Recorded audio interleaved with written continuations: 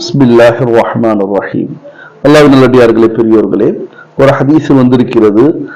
கண்மணி நாயகம் ஸல்லல்லாஹு அலைஹி வஸல்லம் அவர்கள் கூறினார்கள், இதா கான யௌமுல் கியாமத்தி, கியாமத்துடைய நாள் வந்த பொழுது, யகூலுல்லாஹு சுப்ஹானஹு வ தஆலா, அல்லாஹு தஆலா கூறுவான், லில் ஆபிதீன வல் முஜாஹிதீன், இபாதத் செய்யக்கூடிய ஆபிதீன்களை பார்த்து, முஜாஹிதீன் போராளிகளை பார்த்து, அல்லாஹ்வுக்காக, தீனுக்காக, மார்க்கத்திற்காக, ரசூலுக்காக யாரெல்லாம் போராடி இறந்தார்களோ, ஷஹீதானார்களோ, போராடி கொண்டிருந்தார்களோ, அப்படிப்பட்ட போராளிகளை, முஜாஹிதீன்களை பார்த்து, இரவு பகலாக விழித்திருந்து, இரவில் விழித்து பகலில் நோன்பு வைத்து பெரும்பாலும் இபாதத்தில் தன்னை லயித்து கொண்டவர்களையும் பார்த்து, ஆபிதீன்களையும் அழைத்து அல்லாஹு தஆலா கூறுவான், உதுகுலுல் ஜன்னத, நீங்க என்ன பண்ணுங்க, சொர்க்கத்துக்குள்ள போங்கன்னு சொல்லுவான்.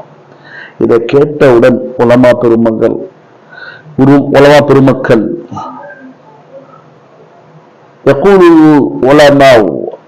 உலமாக்கள், அல்லாஹுடைய இல்முள்ளவர்கள், அடியார்கள், சஹாபாக்கள், தாபியீன்கள், தபே தாபியீன்கள், வலியுடைய சிஃபத்தில் இருந்த உலமாக்கள், இப்படிப்பட்ட இல்முள்ளவர்கள், ஞானிகள், கல்விமான்கள் அல்லாஹ்விடத்தில் கேட்பார்கள், பிஃபضل இல்மினா தஅப்பது, யா அல்லாஹ், எங்களுடைய இல்முடைய பரக்கத்தால் தான் அவர்கள் வணங்கினாங்க, வஜாஹது, இன்னும் அல்லாஹ்வுடைய பாதையில, உன்னுடைய பாதையில அவர்களெல்லாம் போராளிகளாக இருந்தார்கள், போரிட்டார்கள் என்று கேட்பார்கள். அவர்களுக்கு சொர்க்கத்திற்குள்ள நுழைவதற்கான சான்று கிடைத்து விட்டதே என்ற ஒரு எண்ணத்தின் காரணமாக, அந்த ஃபிக்ரின் காரணமாக, அந்த வருத்தத்தின் காரணமாக இவ்வாறு கேட்பார்கள் உலமா பெருமக்கள், பெருந்தகைகள்.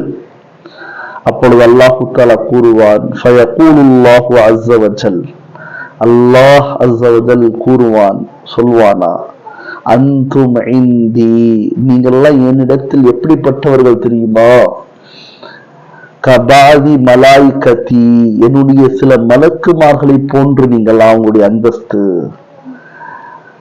இஷ்ஃபஊ, எனவே நீங்க பரிந்துரைங்கன்னு சொல்வாங்க.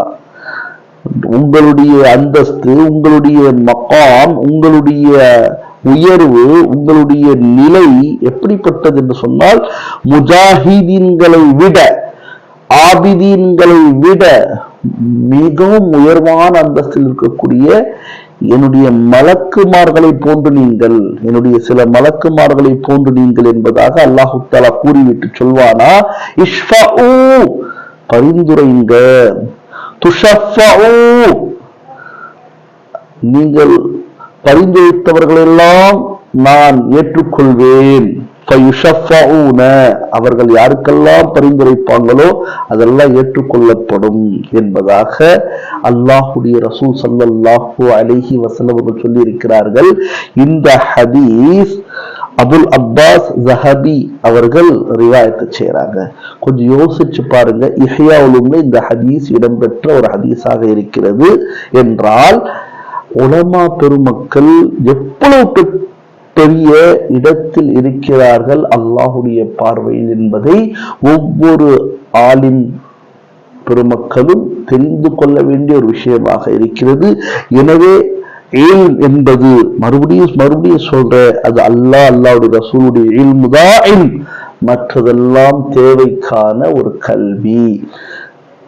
எனவே அல்லாஹு தஆலா நம் அனைவருக்கும் அந்த இல்மை, எந்த இல்மை அல்லாஹ் தன்னுடைய ரசூலுக்கு கொடுத்தானோ அந்த இல்மை கொடுத்து, அந்த இல்மின்படி தன்னுடைய வாழ்க்கையை அமைத்துக் கொண்டு, அமல் செய்து கொண்டு வாழக்கூடிய தௌஃபீக்கை அல்லாஹ் தந்தருள்வானாக.